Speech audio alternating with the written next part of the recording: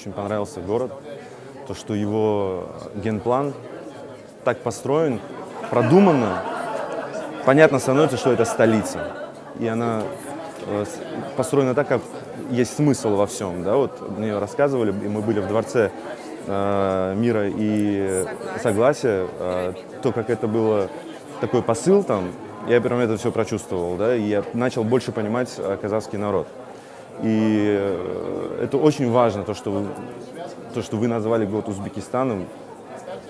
Я сам часто ездю в Алмату, у меня друзья здесь, мы часто отдыхаем в горах, поэтому я всегда задавал вопрос, почему наши не ездят в Казахстан отдыхать. Вот просто можно же поехать на субботу, воскресенье, как-то там покататься на лыжах, на сноуборде.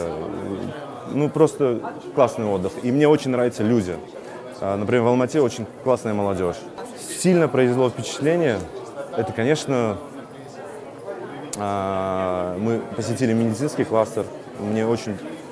Для меня было открытием то, что есть очень хорошие условия для лечения людей. Например, в Узбекистане у нас очень многие ездят в Индию на лечение, да, но оказывается, как я сегодня узнал буквально, что есть такие моменты, чего нет в Узбекистане, то можно очень намного дешевле, чем в других странах, сделать это, например, в Астане.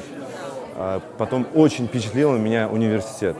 Тут вообще просто слов нет, потому что когда я туда попал, немножко послушал, увидел, мне опять захотелось вернуться в студенческие времена и поступить в этот университет, потому что там чувствуется обстановка такая, и там ребята такие, как я понял, там все на бюджете, да, там все по грантам, да, и это прям чувствуется. Там слушаешь краем уха, студенты, они прям занимаются там, они пришли работать над собой, это круто.